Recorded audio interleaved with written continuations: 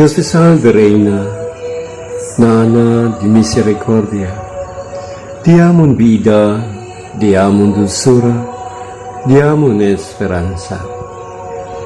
Con usted tagyama kami, mga Diyos te raw, anak di Eva.